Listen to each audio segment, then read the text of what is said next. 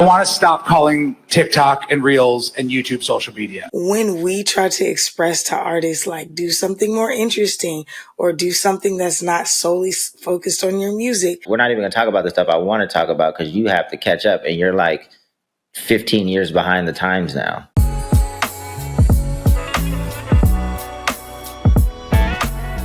Everyone's here. Dame's back. Erinn's here. I don't know where. Erinn, are you in Austin? I am in Austin. You know where I am. Dame is back in the office. We see the familiar Two Lost background. Dame, how are you feeling? What can you tell the people? Because I've been really vague and cryptic about my explanations for your absence the last few weeks. So I am a new father. I think I mentioned it on prior podcasts that my wife was pregnant. But the baby's here now. So the past few weeks has really just been adjusting to this new life. I had never really gotten that much sleep. So I adjusted a little easier, but now I don't get to pick and choose when I sleep. So it's less sleep, but I still not getting much sleep, but I don't get to pick and choose when I sleep really either. So it's definitely a tougher adjustment. So yeah, man, but it's amazing. I would encourage anyone that's interested in having kids, maybe have them sooner. I'm going to be 45 this year, still in decent shape. So I still will be able to run around for quite some time. But if I was to, it's not really a regret, that's extra, but having kids maybe around 35, probably would have been more ideal, 35, 36, as opposed to waiting to 44. There's a lot of things I would have started earlier now that I'm an older gentleman. This is random, but if you are like, if you're one of the fellas and you're like 28, 29, like start your skincare routine now. I know that's just super random, like a tangent from the baby, and just keep stretching, stay in shape. If you're used to being active and you're not active and you probably still can think you can do the things that you could used to do. I see videos all the time on Instagram of like older cats that are like arguing with their wife of whether or not they can hop a fence or do like simple things that we used to do no problem back in the day. A lot of cats think they can still fight. You'll get yourself in a rough position thinking you're still tough and you haven't fought in a while. Like I can still hop a fence for the record. It hurts though. Like you can still, like I hopped the softball game this past Sunday. A gate that's normally open wasn't open, and the gate wasn't that high. So I was like, all right, let me just hop it real fast.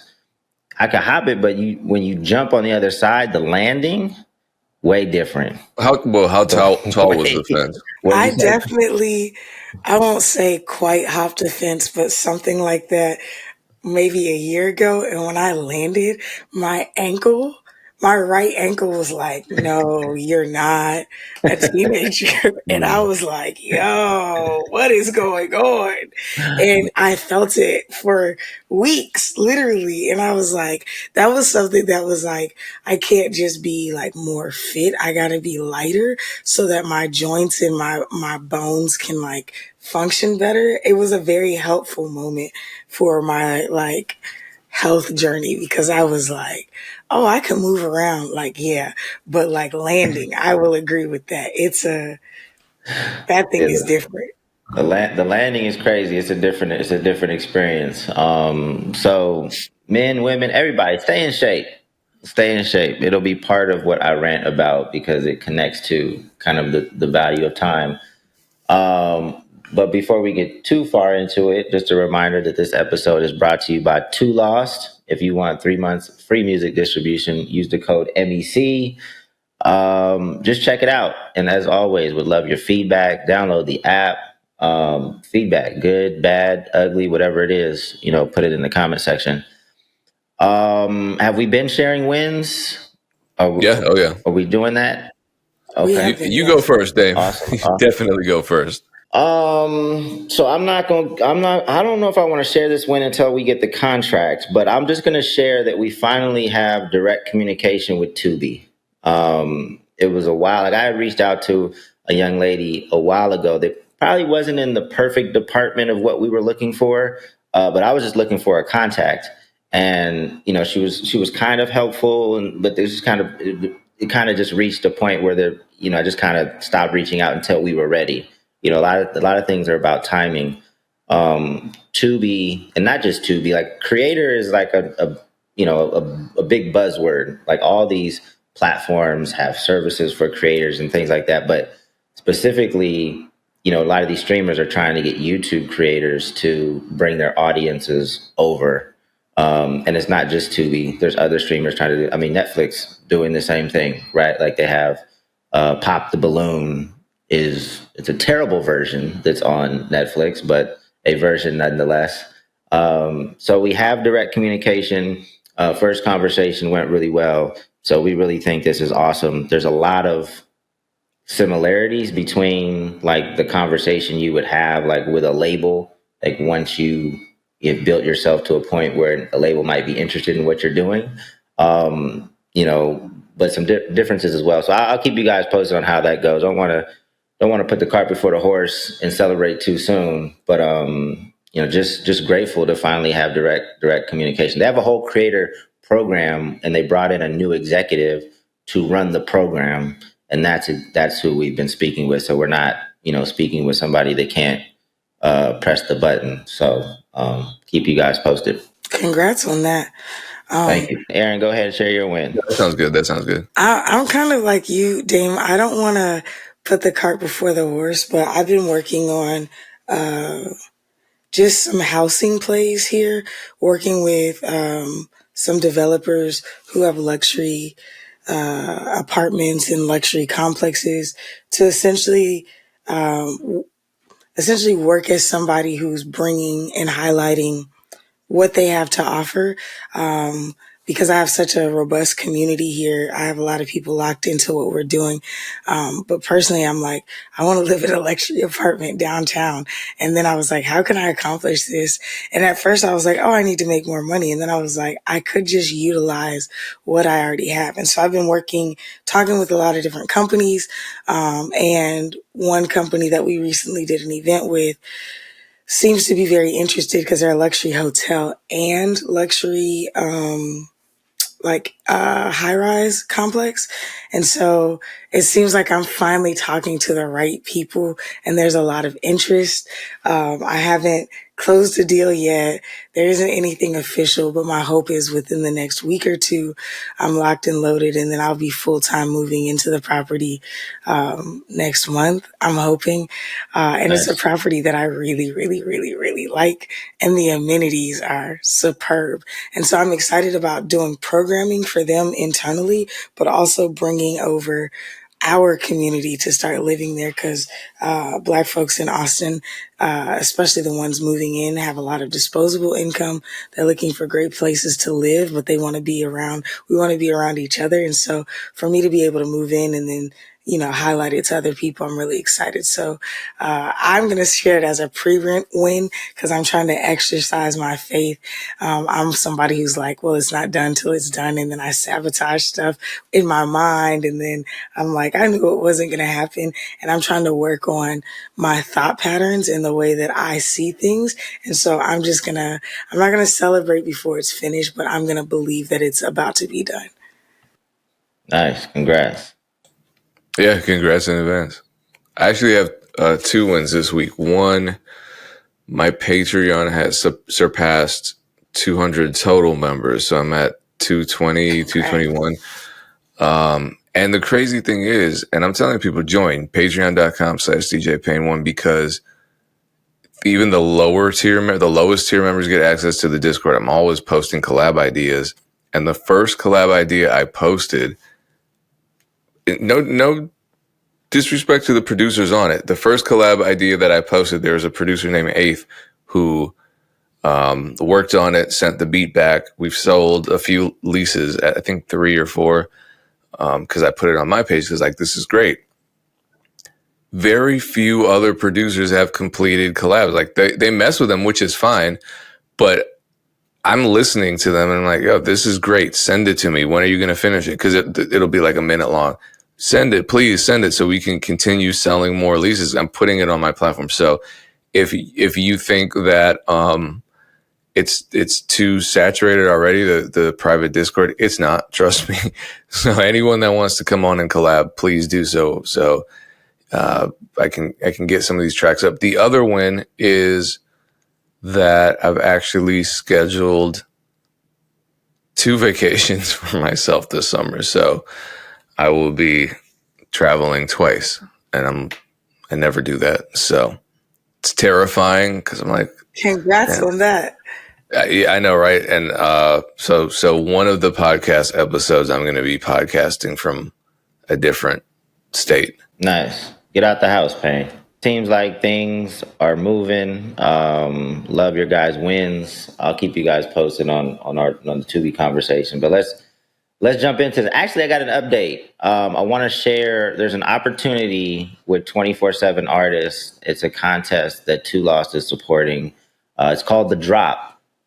And there's different phases to the contest. Like the first phase, I believe, I'm not sure if it's over yet, but it was for producers. It's for producers if it's still going on. They released some samples, and you have to flip the samples, incorporate the samples into a beat.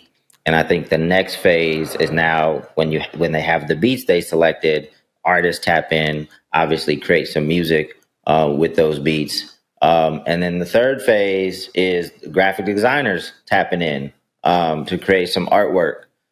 So it really is kind of like a 360-degree contest. Everybody can participate. Again, it's called The Drop. If you're not familiar with 24/7 Artists, go to their Instagram or go to their website. They got a lot of great tools and services for independent artists.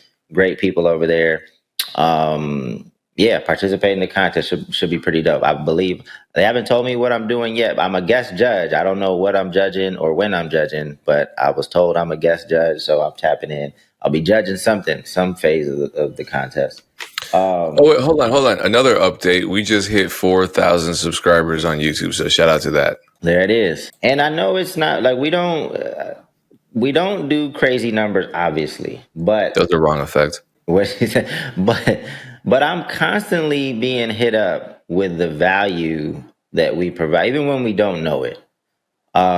There's a gentleman that recently started here at Two Lost, and I was learning more about his background, and then I never assume, people know anything about what I got going on. So I always start from, when I got into music, and if they're interested, my history, my career history prior to music. And then he stops me and he's like, no. I know. I've been following the Music Entrepreneur Club for, I don't know if he said forever, but for quite some time. And he was like, when I was getting into management, that's kind of who I turned to, is like, I listened to your guys' advice. So that's ultimately why I continue to do this. And I know, it would be great to have more traction on some of our posts, but I look at some of the posts and that get tracked. Like there was a post somebody made about the possibility of Spotify potentially paying out $14,000 per million streams, and it had a shitload of traction. And it's just like, I get it. There's a lot of traction because you want that to happen, but like that's never happening. And if you understood the music business, you would scroll right past that post and hopefully block that person from ever putting any content on your timeline ever again, because it's obvious that, they're sharing stuff just to take advantage of your desperation and wanting to have a career in the music. There's so many platforms and people that take advantage of your desperation. And we thankfully don't do that. I wouldn't be a part of this if that's what we do. But, they know that you guys want this really bad. So there's a lot of people that will pull different levers to lean on that, as opposed to the primary purpose of just giving you proper education. So yeah, I feel like I'm ranting again, but that's the reason why I continue to tap, and I enjoy it, catching up with you guys every week. So I agree. I'm outside all the time, just like traveling, and just even if I'm in a city, I'm outside at events, and whether it be a music event or not, I get stopped regularly. Like, yo, I'm a big fan of the podcast, or yo, do you still do the podcast? I used to listen during the pandemic, but I have all sorts of conversations. Typically, sometimes it used to be weekly, but typically 2 to 3 a month, I would say, where people are like, yo, I watched the podcast, or I have watched the podcast. And I was in Indianapolis and my uncle was like, yo, I listen to every episode. I was like, I had no idea. My uncle he owns like a logistics company. Do you know what I'm saying? Like, he works with truck drivers and he used to work for USPS. Like, my uncle has no ties to the music industry, but he's like, I'm just trying to see what my niece is doing. And I find y'all's podcast interesting. So I'm like, that's super tight. So there are people listening for sure. And I think that we have a different type of audience, maybe not as engaged, but shout out to the ones who engage on YouTube and Instagram specifically. But I think we have a lot of people who are like me. I listen to a ton of podcasts and I never comment on them. You know what I'm saying? So I think that may be who we have. And I'm grateful for every ear and every eye that's on what we got going on. Yeah, and we've also been the inspiration of other podcasts. Like Mauricio Ruiz flat out told me that, the Music Entrepreneur Club was inspiration for the Manager's Playbook, which is another awesome podcast. And he's poured a lot of resources into doing it weekly now, and it looks dope. I know Russ was on there recently, Tuma was on there recently. Like, it's another great podcast to get good information. So appreciate the people that do tap in. I guess I'll attach this to. I'll just start out my topic. I'll admit in advance might just be a rant. I'm gonna try to just stop myself so Erinn and Payne can weigh in. But a lot has happened over the past few weeks to just kind of like think about the value of time, and then so I don't stray off too far. Like I've seen so many artists over the years waste time thinking they have just endless amounts of it. I specifically remember an artist. I could say his name because people, especially in LA, know who he is, but I won't.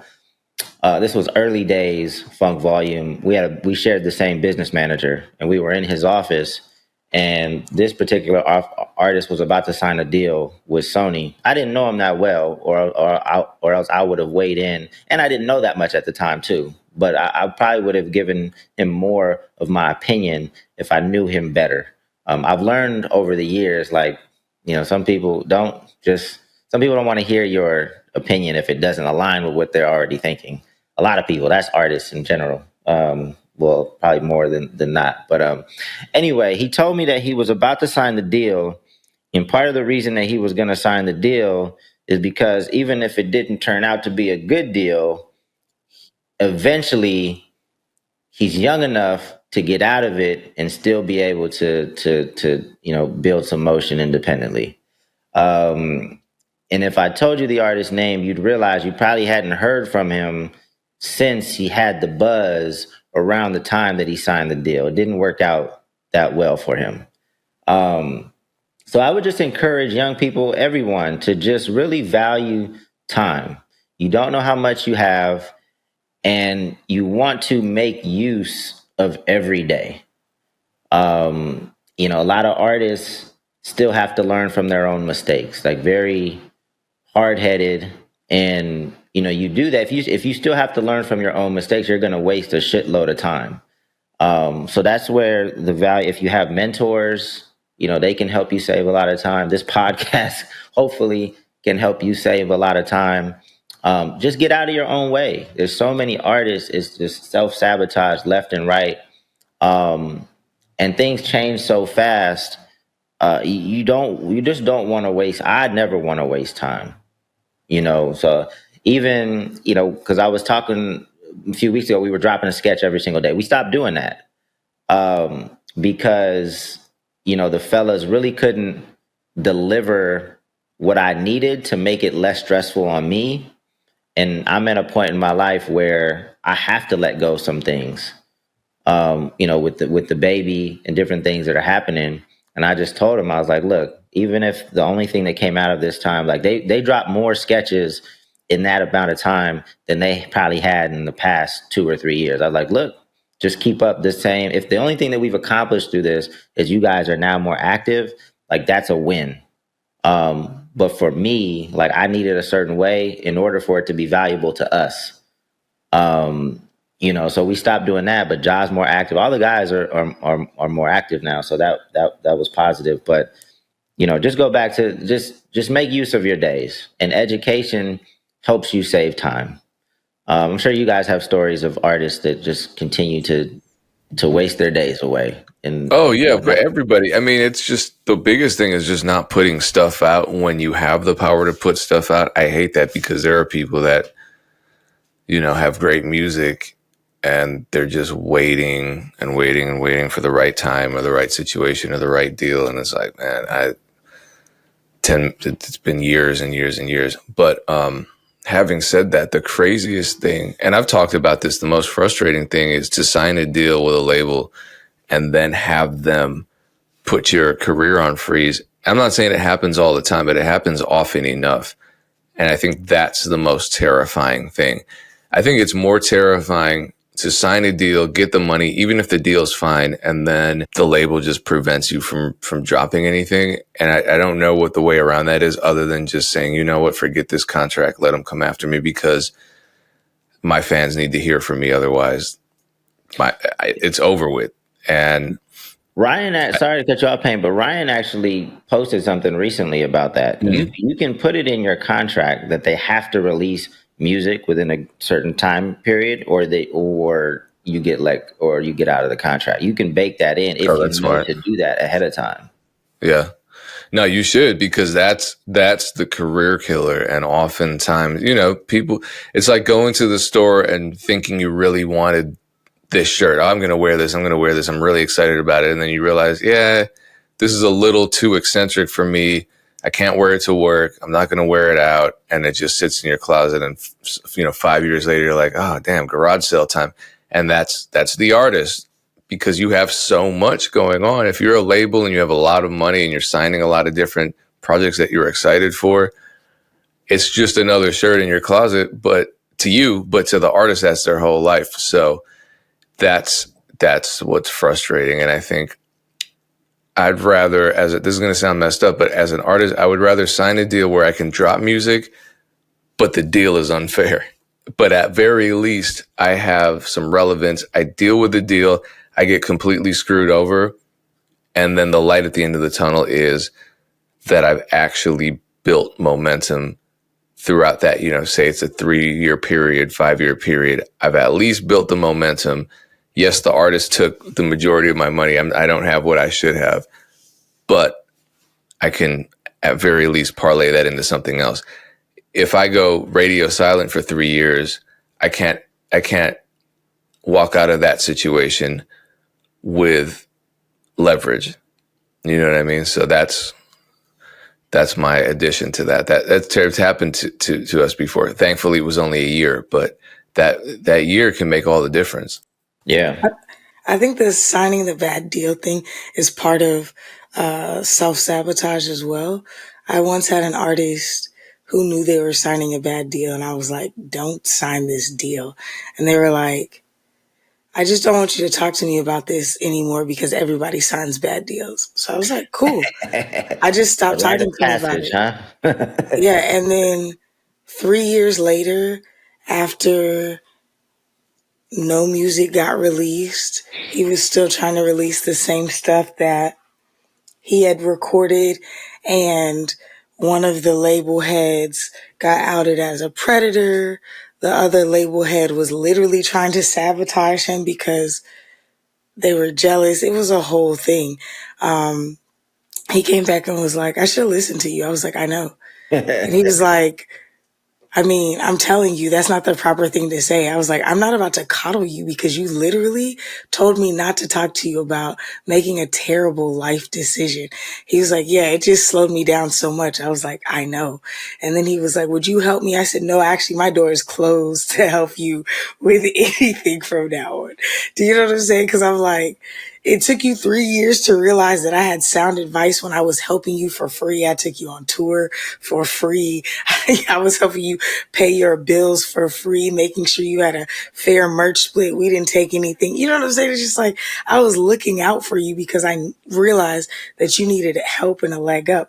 And you said everybody signs a bad deal. And I wanted to respond to him. You didn't sign a bad deal with me and you're getting the best of it. Like there's no deal you have with me. I'm just treating you properly. But you're about to sign over your rights in perpetuity to some people just to say that you have a deal. It shit doesn't make any sense. But shout out to that person. I think they just signed a distro deal. That was like 8 years ago. And so now bro is, I think, early 30s signing some sort of distro deal. But shout out to that man, I guess. You know what I'm saying? It's like I I'm mean, yeah, looking but at all everyone these signs artists. bad deals, but like don't knowingly sign a bad deal. And that's what I'm saying. The mindset, I was like, are you intentionally trying to make your life harder? Like, and then sometimes I never know, because that's what I'm saying. I think it could subconsciously be self-sabotage, but I also think it could be around like the thought process that you want to show that you have at least some sort of motion, right? Oh Like yeah, fear of missing out. people will, well, no. Like they know that it's a bad deal. They know that maybe nothing will come from it, but just to make that announcement on Instagram Yeah. and just to like say that they have something going on, they'll do the Yeah. thing. And I feel like there's a lot of that. Like I'm watching a lot of people from a genre or subgenre I used to work in just circling the drain. I'm like, bro, y'all still doing the same thing y'all were doing 5 years ago. I was talking to Brandon, my business partner. I'm like, I would never be cool with 5 years, like doing the same thing right now that I was doing 5 years ago. Yes, consistently building on something, sure. But y'all still talking about the same thing, touring with the same people, trying to do something, moving with the same groups of people. Do you know what I'm saying? It's like y'all are still trying to prop up the same little bootleg shit that you created that never really did. I'm just like, yo, like, why are y'all okay with this? But I think like when you step back from something that you helped thrive and you realize that you were really the lifeline to a dying being, it's like, oh shit, like I actually probably could have been doing a lot better sooner. Like I tell people consistently, this is the least I've worked in my life and the most fruitful it's been, right? And it's because in the rule of scaling, you have to do less better, right? So I think that that's part of the laziness of artists. Everybody's waiting. And if you just push really hard for a little bit of time, you figure out what you're actually good at and what you need to be focusing on. And like Dame said, he had to put, in order to focus on the things that matter, you got to put some stuff down. When you realize what really matters and what's not a diminishing return, what's not just throwing darts at the board, you're like, oh, this is what I'm going to focus my energy, time, and effort on. And I'm going to spend all my time on that. But you never get to focusing on the thing that matters if you're just always doing a bunch of stuff or talking about doing a bunch of stuff. So if you're talking about doing a bunch of stuff and then 5 years later you actually start doing it, you look foolish to the people who actually have been doing it, because it's like, why are you just now doing this thing? Like this doesn't even matter to the music industry anymore. Like what are we talking about, you know? Yeah. There was on the One More Time podcast, they recently posted a clip, and I don't know the gentleman's name that talked about this, but just how today's artists are much less coachable. And it used to be frustrating to me because I felt like maybe I'm getting back in the game, like working with artists, but like now if an artist isn't coachable, like I just shake my head and walk away. Like I don't, my role at Two Lost is more on the brand side, so I don't really work day to day with artists here. And then on working with Ja, like I work with who I want. You know, I know what I've done, and I know that like I have a lot of information that can be useful. But if you don't take it, I really don't give a shit. Cause like I ain't selling a course. Like it has no impact. I do it just because I feel like more good information needs to be out there. But if you're not coachable, I really don't want to waste time. I see the same thing, Erinn. I see artists doing the same exact thing. And I just look, sometimes I see them on Instagram and I'm just like, man, like if there was no elevation in the stuff that I was doing with Ja, if Ja was just putting out like 2-3 minute sketches, We've elevated to like full digital series, and then those have gotten better over the years, where now it looks like what you're seeing on YouTube should already be on TV. And now we're having conversations with you. Like everything should elevate. And if that's not what you're doing, I'm not trying to be a part of it. Like, cause I don't have time for that, because I don't think it's going to be fruitful. But be coachable, man. The information that people have at this stage, like I got into music in 2008. I started working in 2002, and I recently did the math. Like, I'm 17 years into the music industry. Like, if you don't think, I mean, I've seen so many people. I mean, I've seen some people make it, but I've seen way more people not make it. And then I have my own experience directly with working with creators. So, I could typically look at an artist today and just kind of see what they have going on. I'm looking at the content they're sharing the content they're sharing, the command and control, and the ability to tell their story, what their visuals look like, what their socials look like, how consistent they are with the music. Then I'm looking at what they say, and kind of how the team is structured and how the team interacts. Just kind of the dynamic of the team and the infrastructure that they're building. I could probably predict who's going to win and who's not with pretty fair accuracy at this point. It's not changed. Like, those ingredients don't change over the years. And if an artist and a team has it, I could pretty much, okay. So our experience is valuable. Now, whether or not you accept it or not, I used to, like, bang my head up against the wall, like, how come this artist isn't listening? And even if I wasn't invested in them, like, but now I'm just like, I got shit I'm doing. I'm comfortable with my situation. I'm comfortable with my job here at Two Loss. I live right around the corner. So as soon as somebody cancels a meeting or I got a gap in my schedule, I'm gonna go home and see the baby for a second. Go home. I'm truly happy with professionally, like, what I'm doing. So whether or not you take the advice, it's on y'all. And Payne and Erinn have their set of experiences that can really help you. So I don't even give advice anymore. I literally have, and I know they're not listening to this podcast because they should be, or they wouldn't have to text me.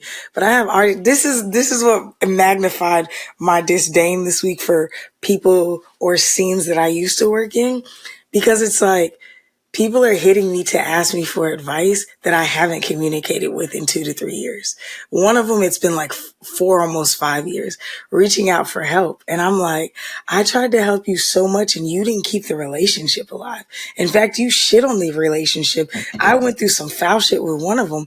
And I'm like, the audacity just to text me after almost 5 years is crazy work, first of all. But also, like, this one was asking a very specific Atlanta question. And I'm like, you've been living in the city for 5 years and I'm still your best option to hit. That says a lot about you. One, the relationships that you're building. But two, it says a lot about my credibility that you tried to shit on 4 years ago. Do you know what I'm saying? It's like, Erin's not a credible. That's interesting, because in all the years, if you knew anything about me, I don't even really work in the music industry anymore. And you're still hitting me. And it's just like, I don't have any energy or desire to give people advice who have not listened or who are just kind of doing the same thing. One of the people who reached out, we've talked occasionally. I don't have any bad blood, but I just feel like if you don't maintain the relationship with me, I don't feel like I gotta give you my time. And just to out the blue be like, hey, I would love some advice. I got some new things popping. And not to be like, hey, even my friends now will be like, yo, I have this question about this business thing. If I have to schedule a consultation, please let me know. I'm like, sis, bro, you're my friend. Like, you know what I'm saying? Like, let's talk. But to be just random, and I can look back and see we haven't texted in a year, 2 years, and you're asking me for advice. I feel like that's the same artist shit. Like, you're just a taker. Like, there's nothing, I don't lose anything by not giving you advice. But me being the only person that you can trust to ask advice from in this manner, because you know I have integrity, says a lot again about the people that you're surrounding yourself by. I just think it's a shit show. I don't know. I feel like, we've talked about it before, relationship management, consideration, all these different things. I think that's a part of coachability too. I was watching this. I don't know. I end up with so many like sports podcasts on my YouTube just because I'm like obsessed with like how people are great. And I think I just get recommended more because I'm watching the clips. And this one guy, I don't know who he was as a basketball guy, said that he was Michael Jordan, drafted him. I guess he was going to Charlotte. He was there for a year or 2 years. And then when he got traded, his biggest regret was that he never really talked to Michael Jordan or asked for, tutelage or any type of insight. And he was on Carmelo's, I think that's Lance Stevenson. okay. I don't know who he is. I haven't watched the NBA in years. And the way he was talking, I could see he was like, I really blew this because it wasn't just about me developing a relationship with Michael Jordan while I was there. It's getting a mentor for a lifetime. If I would have just humbled myself and been like, let me get better. Let me ask him to help me. Cause they were like, obvious. And they were like, well, is he the type of guy who would do that? And Carmelo was like, yes, he wouldn't have drafted him if he wouldn't have seen him, but he's not about to ask or come to you and be like, hey, I would love to mentor you. He's like, you got to go to him and you got to press him, but he wants to. And I started thinking about that. It's like everybody that I've ever desired to be around, once I realized that I got to go to them, I started going to them. And sometimes it's too soon. But I'd spend the money for a consultation. I'll fly out to a conference just to be in the same room. You know what I'm saying? I'm like looking at how can I get in the room with these people to learn? And I just think that a lot of artists, a lot of producers, a lot of people just think they're God's gift to earth and that they don't have to work for stuff. I think I'm in a really cool position, especially in the city of Austin right now. And I'm still every day considering how can I get in the room with these people? How can I get not even to be like, here's my resume.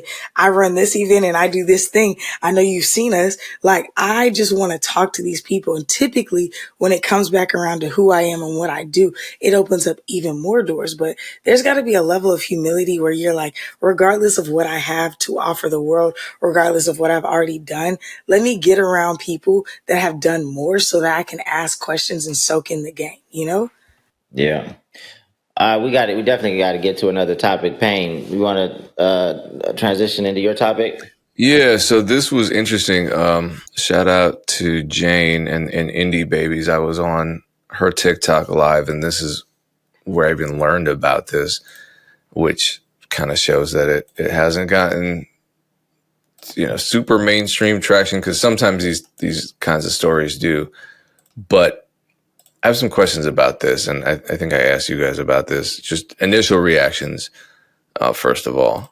So this post is going to bother me, but it needs to be said. So 2010, I had a production team called the Go-Getters with my friend, Kenneth Allman. And we made this smash record, ballad, R&B ballad. We knew that it was going to be big if the right person got on it. Now imagine, fast forward, 8 years later, it goes on to become the biggest R&B smash of 2018. Problem is, our name wasn't on it. No credit, no money, nothing. We received nothing. I'm going to play the record. This is what we made in 2010. I'm going to make this. And then you comment. You tell me who this is and what song it is. I'm not going to say it. I want you to say it. You tell me what's up.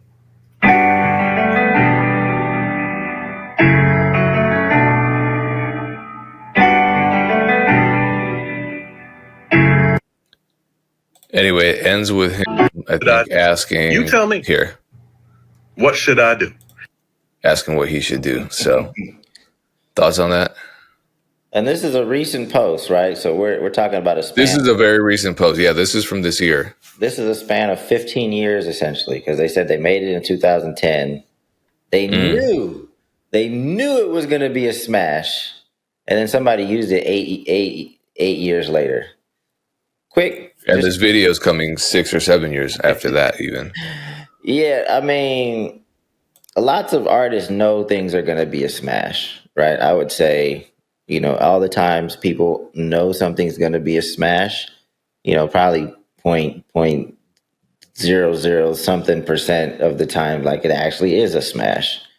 Um, I just don't understand why action wasn't taken a hell of a lot sooner than making the. I don't understand this post. Like we're 7 years after the song came out, 15 years after you made the beat. I don't and you're complaining on TikTok about it. Like I feel like right now you're just trying to get some likes. Like this isn't the avenue for trying to get compensated. I don't understand it, to be honest.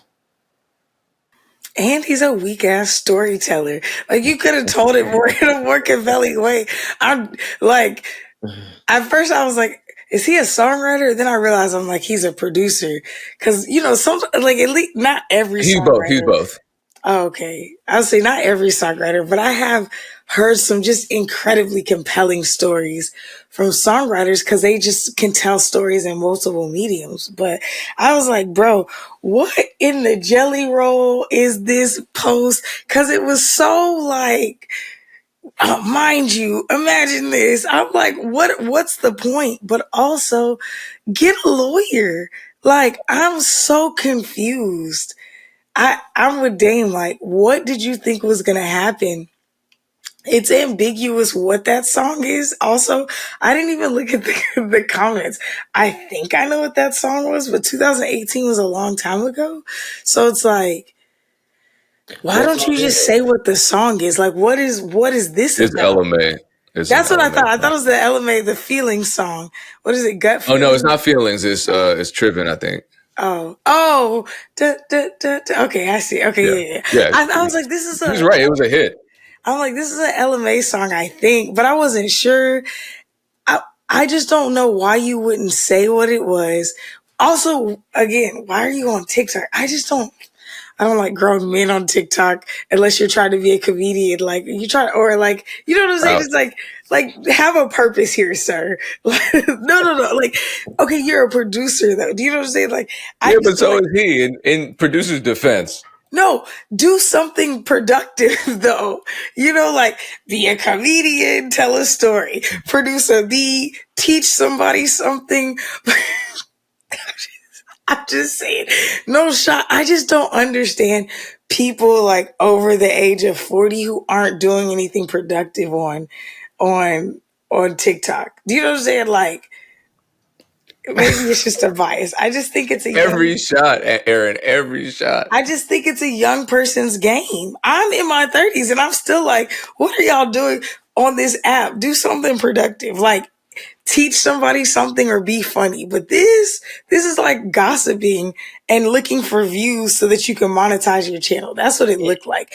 It's just really weird to me. But like if you're really a legitimate producer and you don't have a lawyer already, call your friends and say, hey, who's somebody that you recommend? Our beat got stolen.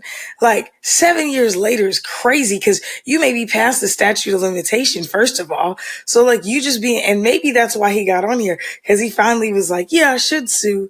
I think it's like an artist. You tell an artist to do something and they just keep talking about the thing, talking about it, talking about it. And then years later, they're like, yo, I'm going to go do that thing. What we were just talking about. He might have looked into it and realized that he was past the statute of limitation. So he was like, well, the best I can do is talk about it on TikTok.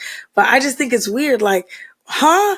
I could tell you IP that's been stolen from me like that. It's just a quick call, Yeah. quick email. Like, hey, go chase this down for me. Do you know what I'm saying? It just doesn't make sense. The first move I make, like if I was a producer and I'm just doing my thing and then I hear my beat on the radio, my first call is to the creators of the song and like who put it together to see, okay, maybe there wasn't something malicious, maybe something got. I'm not trying to get lawyers involved right away. Let me just see. Let me just see what happened. Like, see if people are willing to engage. If people aren't willing to engage, and I'm positive that's my song, I still have the stems on my computer. Then just hit a lawyer. Our lawyer of preference is Ryan Schmidt. He's on social media all the time and very knowledgeable and super helpful for independent artists. Hit him up for a consultation. If something really did get stolen and a song because that's worth going after, right? Like if it's a smash hit, then it's worth going after. If it's some random song that's got 50 plays on Spotify, like nobody's tripping. But if this is I don't know if it won any awards, but it definitely got a shitload of streams, a lot of radio play. There's money there. So if that's the case, then have that initial conversation, see what it costs to hire the lawyer, and just go that route. If you have everything in line, like, you should come out on top. If you have the stems, you have the documentation and things like that. I don't see why you're on TikTok now 7 years later. That's super weird to me. Still kind of. Yeah, I mean, I have a lot to say in response to that, but to speak to what Erinn was getting at, it does feel as though you go to social media when you've hit a wall. And so maybe he hit a wall. Before I speculate, I want to say this is all speculation. We did a story that, in our defense, was reported on by every major online hip hop gossip and news outlet, including Shade Room, including Academics, where it was a rapper from Florida and it was reported that he was confronting his producer over the phone about overcharging him for beats. Apparently, that's not at all what was in the video. The producer reached out to me. He was not happy. So I'm going to have him on whenever he's able to get his technology handled. And he's going to tell the true story about that. Because it's frustrating to have a false narrative float out there. This is entirely speculative on our part. So I don't know, because I've been in situations where my stuff has gotten stolen and I've gone straight to social media, just one, out of frustration, kind of two, out of creating not necessarily a legal paper trail, but just establishing what's going on. Because you're right. It's a very artist thing to do, to drag one's feet and to respond emotionally to something like this, because I've done it as an artist. Producers are artists. Just because we don't sing or rap doesn't mean we're not emotional and irrational and reactive. We certainly can be. So perhaps that's what's going on with him. I don't know what he's done, what he hasn't done. Now, speaking of Ryan Schmidt, as both of you mentioned, the answer is always call a lawyer. It's crazy how many producers DM me regularly. I mean, some of them are full of shit, but some of them probably have valid claims. Where like, I got my beat stolen from so-and-so. This happened. What should I do? Get a lawyer. The answer is always get a lawyer. It's not to DM me. It's not to make TikToks. I'm not saying you can't make TikToks if you want to tell your story. I'm not saying you can't DM me if you want to share your story. But those aren't productive outlets by which you're able to reach some type of resolution that's favorable to you. So I went straight to Ryan Schmidt because I'm like, what would I do in this situation now? I would do what Dame was doing. First of all, I would contact the lawyer just to alert them. And then I would reach out to the artist behind the track or the A&R on the project. I've done that before. And I was cool about it. I was just like, hey, this is what's happening. You use this part of my track, my loop, whatever. And I never heard about it. Most of the time they're just messy and they thought they were going to get away with it, or they forgot about it, or they deprioritized it. And they're like, oh, yeah, you're right. What do you need? I mean, it's like that. So what Ryan said was, I asked Ryan Schmidt, shout out to him, and I said, hey, what would you do? What advice would you give someone who finds themselves in this situation? And I sent him the video. He said, so this is free legal advice. For a copyright infringement case like this, you would need to prove substantial similarity and access, aka opportunity to steal. Was there a collaborator producer in common?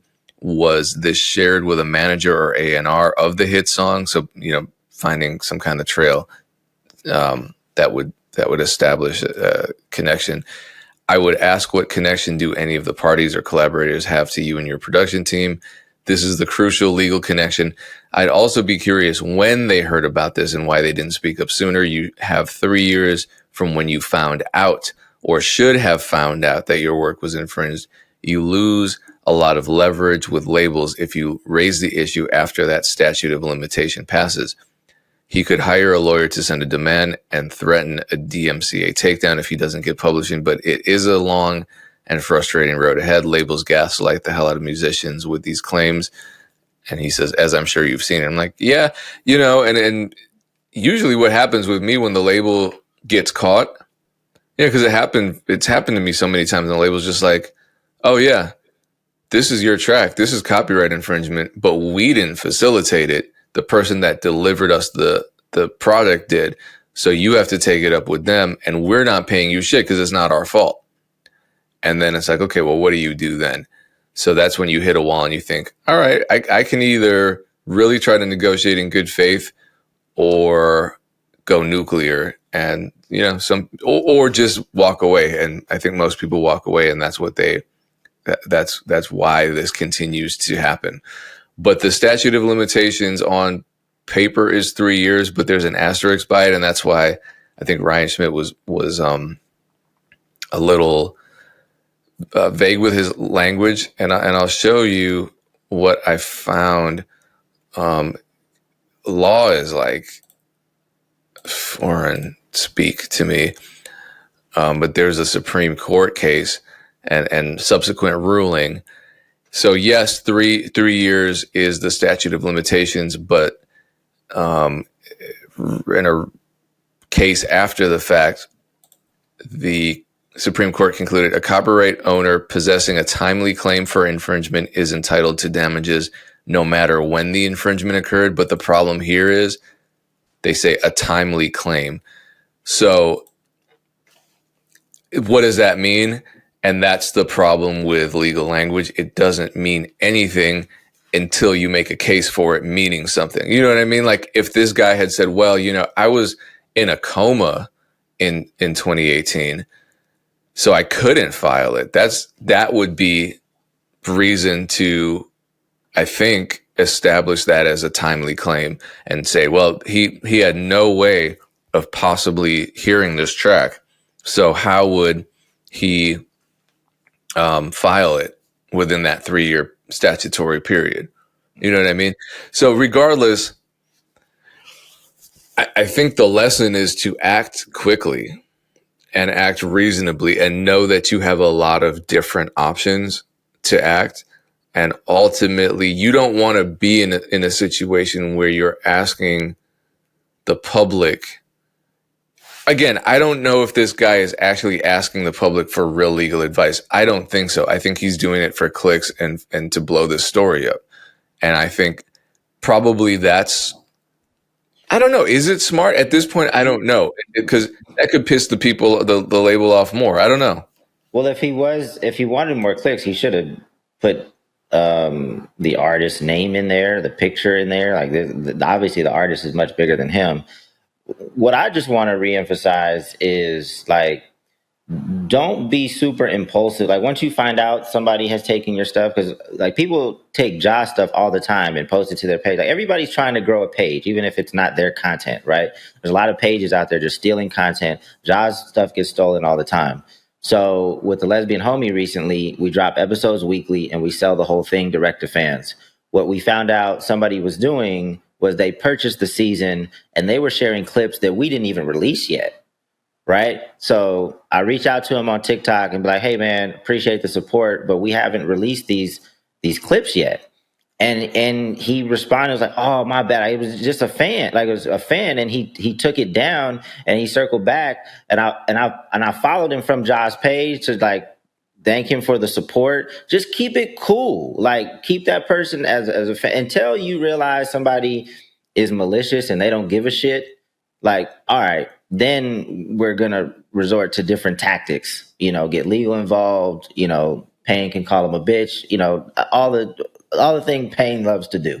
But just keep it cool, because I found like that resolves things a lot quicker. Like, and this cat is still a fan. He circled back, was like, hey, when it comes out, can I post it? And some of his posts, like, another thing that's frustrating is sometimes other people posting Ja's content goes viral more than the stuff that we post directly from his page. So we like these fans posting stuff. We just don't want them posting stuff that we haven't even shared like publicly yet. You know, we still want to sell more of the season. So just keep it cool. If you're an impulsive person, man, just hopefully you have somebody that reminds you like, hey, let's type your messages in the chat GPT and be like, hey, what's the tone of this message? I've done that. I've actually done that with messages that I was actually going to send to HR or with like, you know, with boss, with my manager here. Like, what's the tone of this email? Because in the moment you might be upset and you need somebody to either read it and you know, ChatGPT does amazing work. You know, it'll basically say, this is the tone. If you'd like to change the tone, why not write it like this? So get more control over your emotions and get more control over your communication. But we got a little bit of time for yours, Erinn. Sorry for spending so much time on the first topic. No, I was rocking with it. We cool. So this is a clip that No Labels Necessary posted that I think is phenomenal. So Payne, you can just go ahead and play it. I want to stop calling TikTok and Reels and YouTube social media. Erase that from your mind if you can. Erase that from your artist mind. Those are entertainment platforms. If you treat them like social media and you say, please listen to my music, then that is boring. If you treat them like entertainment and be like, oh, what used to be a music video on MTV 25 years ago is now my TikTok strategy that is storytelling, then you're doing something interesting. The way I boil down all the marketing that we do is it's all content and distribution. We're just trying to figure out how to distribute content in ways that get people to see it. And all that those platforms are doing is the algorithm is choosing who sees it. And if you can work with that algorithm, then you can have success. But it can't be your whole project. So I agree with you on that. But it's also not social media. And the quickest way to realize that is think about the last time you saw one of your friends on your TikTok For You page and how creepy that is. That is not social media. You're there for entertainment. The only part I disagree with is the last thing he said, how creepy it is to see one of your friends in your For You page. I'm like, it's not creepy to me. Maybe it's because I actually enjoy my friends. And I'm You don't like, have oh creepy shit. friends. And you're not a dude too. I feel like Is that a man thing?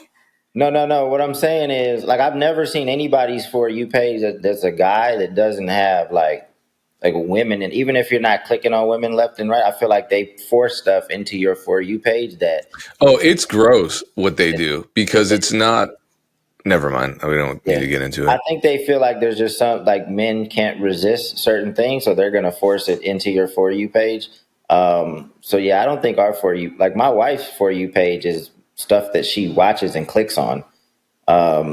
That's why, I mean, I don't get in trouble, but she looks at me with a side eye like, why your For You page like that? That makes a lot of sense because I don't know. I mean, yeah, guys' For You pages are definitely different. I try not to make assumptions about people, but also like I just am super into my friends. So the likelihood that they would show up in my feed, I think is high enough, especially because, you know, we work in entertainment. So it's like, yeah. Anyways, the clip is so phenomenal to me because I think that when we try to express to artists, like do something more interesting or do something that's not solely focused on your music, the thought process is still, but my purpose is to promote my music. So the reframe here is essentially turn yourself into an entertainment channel. And when I used to do a lot of brand briefs with different companies and artists, the things that we would say are like, here are your brand verticals.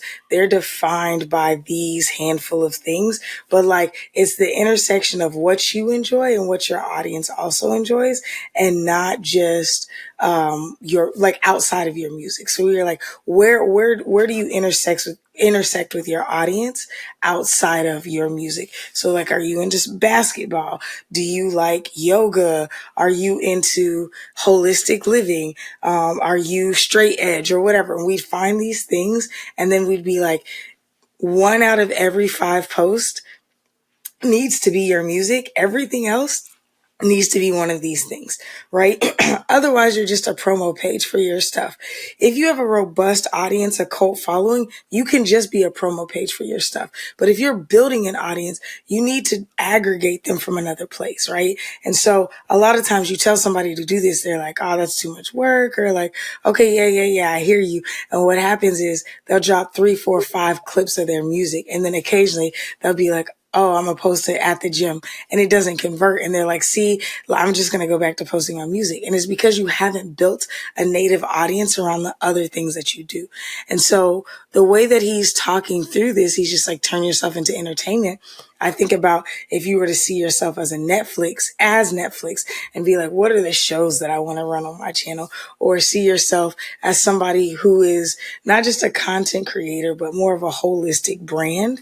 So I thought this was really cool and very interesting. I think a lot of times when artists hear you need to be posting more consistently, all they think is, I'm gonna post a clip from the part where I'm Quantity. rapping my song, and then I'm gonna post a part of this music video that I shot, and then I'm gonna post a live performance of me with this song, and then I'm gonna post me walking through my house while the song is playing. And it's like, bro, respectfully, we don't care about this song. Like, if you want people to care about you or be in your world, there's got to be a story told. And I think that's why Ja probably wins so well, because his whole universe and world is centered around creating stories and telling these stories. And so I think that if artists were to see themselves maybe as a big jaw and say, hey, like Dear Silas was just in Austin. We had him out at Auntie's house. It was an incredible show. His first time ever playing Austin, sold out room. And he was like, this was amazing. The night before, we were watching some of his old videos, like 10 plus years ago. He was doing these skits and sketches before he would ever do a song. And so it's like, even though it's translated differently now, he's been telling stories for 10 plus years. So it's like there's an audience that loves to engage with him because of the way that if you go look on his page, he's just been telling stories. He does these skits. It's this whole thing. And he's like, this is the world. I'm going to bring you into it. Music is my center, but I want you to see it in a bigger light. And I think more people just need to think that way. And I love the way he reframed it. I love the way he expressed it for people to be able to think differently about the way that they're presenting themselves to the world. After you layering on like your thoughts after the clip, it made it a little more impactful for me. But to be honest, like I listened to the clip and I was like, it's kind of basic. And I already, like, I don't have a problem calling it social media. Like, social media to me is just that powerful. So I don't need to reframe it and call it something else. Like, I just think social media is just how we engage. It's how we entertain. People use social media different ways. So, it was helpful hearing what you layered on top of it. But when I heard that video, I was like, I get it. But it's a lot of what we've talked about before, just in a different, No, for sure. Yeah. I think it's like what we've been harping on for years, but all of us have seen the power of social media. So we're not fighting it and resisting it. But Right. if you're an artist and you're just automatically resisting it, you're like, I hate social media. Like, sure, bro, we all do. Then it's like, here's a reframe for you. Stop looking at it as social media and see it as an entertainment hub and see yourself as an entertainer. But No, like realistically speaking, though, every bit of music business advice is going to be a rehash. It's just framing it differently so people finally get it. Like, granted, when new technologies emerge, there are novel conversations, but they still boil down to the same principles of building community and being consistent and having quality content and telling your story. That's all it is. So we're just trying to find new ways to express the same damn thing. We're like songwriters. How do you tell the story about love in a song that's different? I mean, these songs have been around forever. So it's the same frustrating conversation. And you think, okay, maybe the way this guy explains it will finally resonate. Because I see it all the time with artists where they're like, my social media is just, my posting isn't catching on, or I'm consistent all the time. Like, you're posting pictures of you grilling and it's a close up of the grill. And then there's another one. It's like, this is my grandma's dog. And it's like, that's very cute. But at this point, this is destroying your algorithm, man. This is not great for you for what your goals are. You don't even have goals. What are you talking about? You know, that social media doesn't just mean being social. And then again, maybe the term social is the problem, to be honest, because a lot of people aren't social. They don't have social intelligence. So how do they know what to post? Because they have no idea how to interact with actual other human beings. Yeah, to me, this is. I think we talked about it earlier in this conversation. Like, there's just certain things that conversations that I refuse to have with artists these days. Like, if they don't understand this piece, like, I just walk away. Like, I'm not like you're so far behind that I don't have time. Like, we're not even gonna talk about the stuff I want to talk about because you have to catch up, and you're like 15 years behind the times now. Like, I'm not trying to get you to understand the power of social media at this point. Like, if you don't get it, then Well, it's more the format and what you need to provide and the purpose of social media. Because to be honest, social media has changed. It did used to be that everyone knew social media was a place where your grandmother would stay abreast on her grandchildren's growth. You know what I mean? And it's not that anymore. It is not that at all. Social media is not a place for your grandmother anymore. Social media is a place to sell. It is a monetized video streaming platform now. well, it depends. It depends how you use it, because like I've watched a lot of my frat brothers' kids grow up on social media. You know, I got a second cousin who is nice in soccer. Like, he's in like the Philadelphia Union like farm system.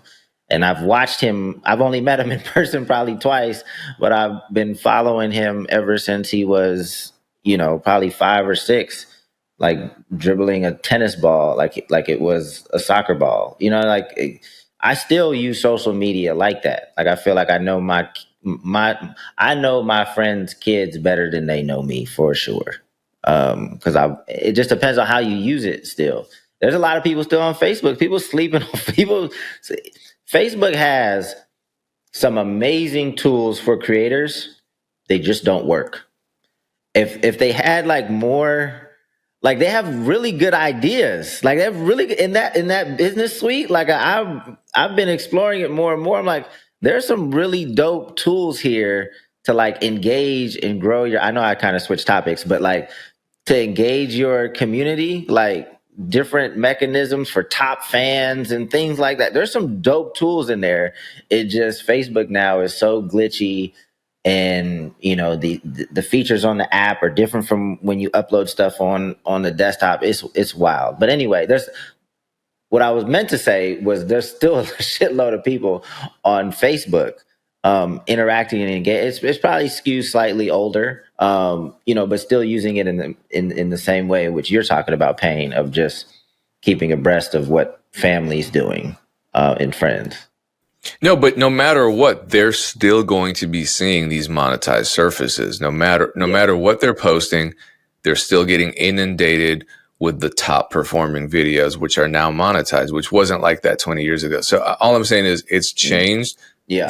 If you ask the company what the purpose of their social media platforms are, they're going to tell you something different than what they told you 20 years ago. That's all I'm saying. And so, can artists take advantage of it? Absolutely. Are a lot of artists still stuck on what social media meant to their grandmother? Maybe they are their grandmother now. I don't know.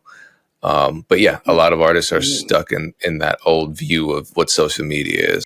Point taken. Because you really have to like change a lot of the settings to make it how it used to be, right? Because there are a lot of people that still have like private pages. They block a lot of stuff, and they keep, they have their close friends. They can build their lists with their close friends, but you have to change a lot of like the default settings in order for it to just be like family and friends and stuff. All right, well, we can wrap it up.